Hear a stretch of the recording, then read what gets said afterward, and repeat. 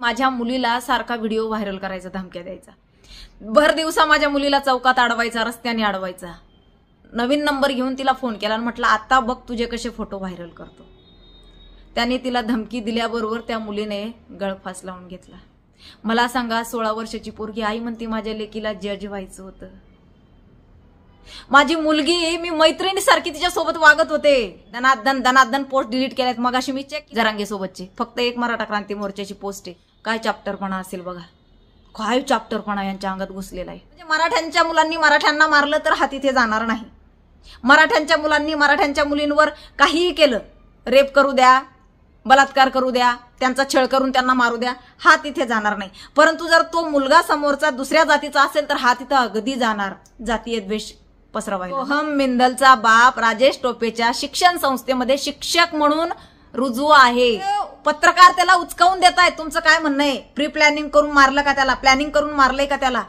तो अजिबात त्याला असं उचकावून उत्तर देत नाहीये किंवा त्या पत्रकारांच्या प्रश्नाला असं म्हणत नाहीये की हो माझ्या भावाला प्लॅनिंग करूनच मारलेला असं। तो म्हणतो नाही, हा तपासाचा भाग आहे।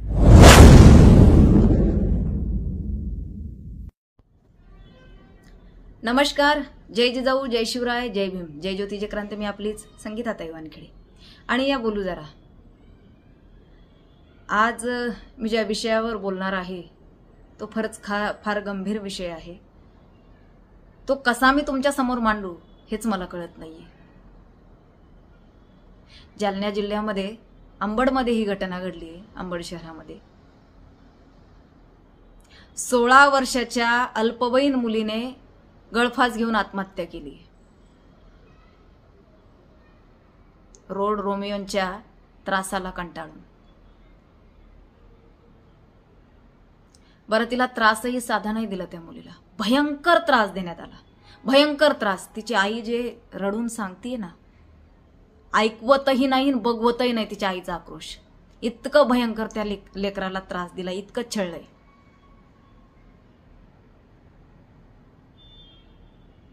तिची आई सांगतेय की मैत्री केली आहे इंस्टाग्रामवर। आता ते जवळ तिथलाच आसपासचा होता त्याच्यामुळे तिने मैत्री केली त्याच्यासोबत।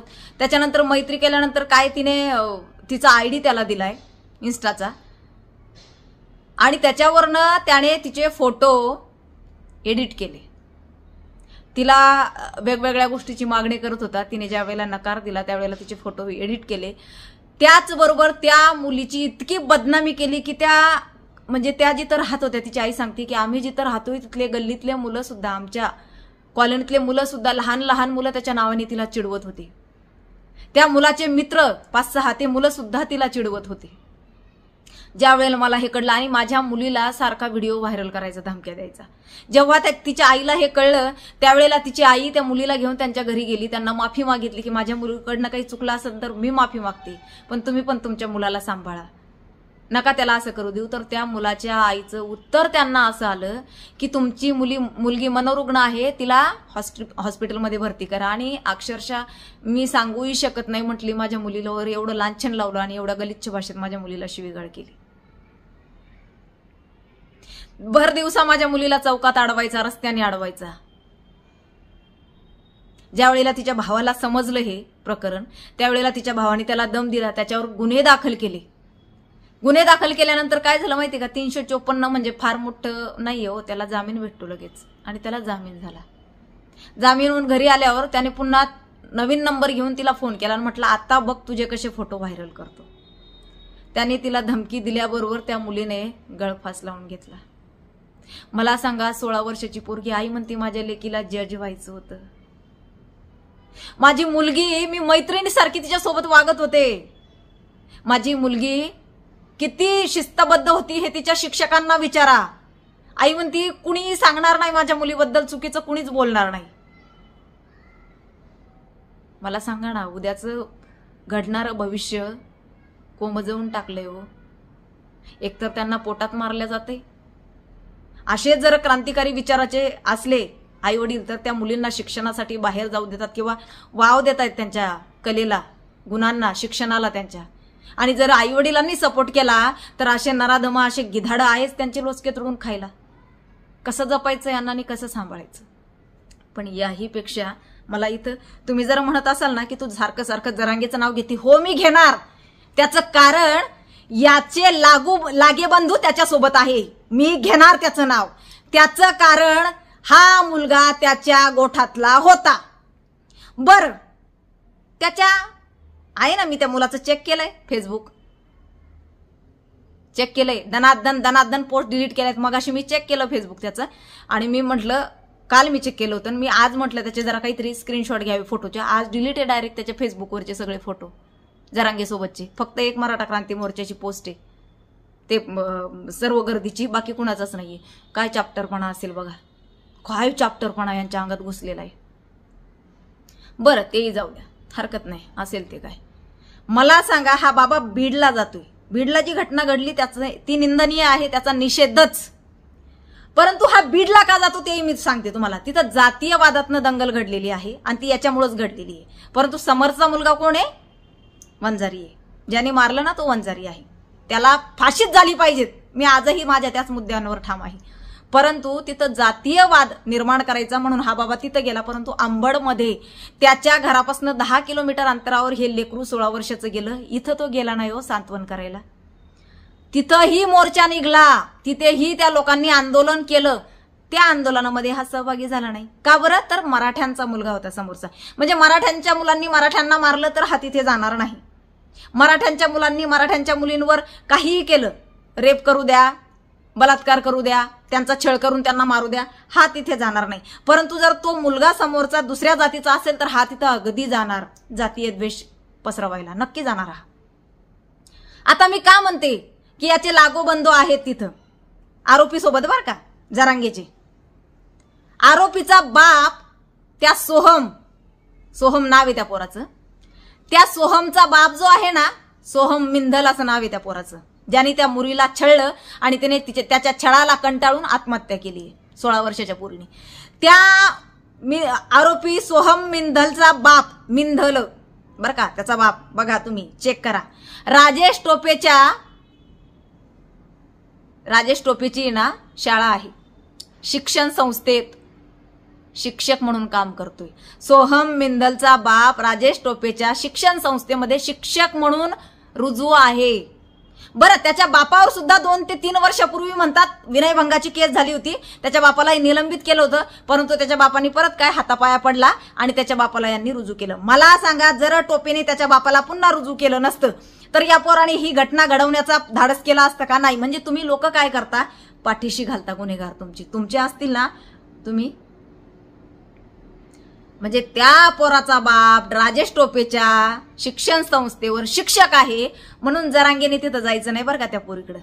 काय रे, इतकं नालायक, इतका नीचपणा असावा, इतका नीचपणा असावा. अरे 16 वर्षाची पोरगी ती तुझ्या, का बरं तिथं जात नाही तू? मग तिथं ती मराठीची लेक नाहीये का? तिथं तुला ते दिसत नाहीये का? का नाही गेला तू तिथं? इथं मात्र गेलाय जातीय विष पेरायला. या ठिकाणी मला हेही सांगावंसं वाटेल की जे संतोष देशमुख आहेत त्यांच्या भावाचं मी स्टेटमेंट ऐकलं. काय संस्कार आहे हो त्या घरात भरलेले, काय त्या भावामध्ये संयम आहे. त्याच्यामध्ये जर एवढा संयम आहे तर त्या संतोषमध्ये सुद्धा किती संयम असेल सरपंचामध्ये. अरे पत्रकार त्याला उचकावून देतायत. तुमचं काय म्हणणं आहे? प्री प्लॅनिंग करून मारलं का त्याला? प्लॅनिंग करून मारलंय का त्याला? तो अजिबात त्याला असं उचकावून उत्तर देत नाहीये किंवा त्या पत्रकारांच्या प्रश्नाला असं म्हणत नाहीये की हो माझ्या भावाला प्लॅनिंग करूनच मारलेला असं. तो म्हणतो नाही, हा तपासाचा भाग आहे. आता तपास लागेलच, तपास करतीलच, त्याच्यात मध्ये कळेल. पण आमच्या घराने कधीही कुणाचं वाईट केलं नाही. इतका शांततेत आणि इतका व्यवस्थित त्याच्या संतोष देशमुख, सरपंच संतोष देशमुख यांच्या भावाच्या बाईट आहेत ना, अजिबात भडकाऊपणा नाही त्याच्यामध्ये, अजिबात आतेताईपणा नाही. जसा तिथं त्या बाप्पा सोनवणे जाऊन केलाय, जसा त्या श्रीरसागरने जाऊन केलाय, जसा जरांगेने जाऊन तिथं थोतांड मांडलं, अजिबात नाही. अजिबात नाही. मांडलंच पाहिजे त्याला. कायदा आहे आपल्या देशाला, संविधान आहे आणि न्याय मिळेल आम्हाला. ही भूमिका संतोष देशमुख यांच्या भावाची आहे. मी म्हणते ना की जर संतोष देशमुख यांच्या भावाची वृत्ती ही जर जरांग्यासारखी असती ना तर जंगल आणि जाळपोळ थांबली नसती बीडची. ही चालूच राहिली असती आणि आणखी किती काही जीव गेले असते. परंतु खरंच संयमी घराणं आहे ते. खरंच ते घराणं फार संयमी आणि फार सुसंस्कृत घराणं आहे संतोष देशमुख यांचं. आणि चांगल्या घरातलं चांगलं लेकरू गेलंय याची खरंच फार वाईट वाटतंय आणि खंत आहे याची. परंतु त्याच बरोबर जालन्याच्या त्या अंबडमधल्या लेकीवर आत्महत्या करायची वेळ आणली एका मराठ्याच्या मुलाने. मग त्याला सोडून द्यायचं का? तो आपला आहे म्हणून सोडून द्यायचं का त्याला?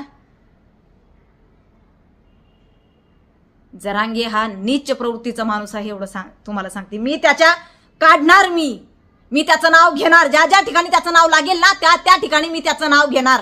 का नाही हा गेला? राजेश टोपेच्या शिक्षण संस्थेमध्ये त्या पोराचा बाप आहे म्हणून विरोध करायला तिथं गेला नाही का? अरे वा. नाही रे नाही. कुठं फेडाल ही पाप? अस्थिर करून ठेवलाय तुम्ही समाज, अस्थिर करून ठेवलाय तुम्ही महाराष्ट्र. कशासाठी? फक्त तुमची सत्ता नाही आली म्हणून? कुठल्या टोकाला चाललंय हे राजकारण? लेकरं मरायला लागलीत रे तुमच्या राजकारणापायी. ज्यांना न्याय भेटायचा त्यांना भेटत नाहीये. लक्षात घ्या. ह्या लोकांमुळे फक्त, ह्या राजकारण्यांमुळे फक्त. यांना आग विजू द्यायची नाही, यांना धगधगवत ठेवायची. इथं तो ना जरांगी असा नवस करत असेल इथं की समोरचा मुलगा जर एखादा नाही का दुसऱ्या जातीचा असताना आता लय बरं झालं असतं.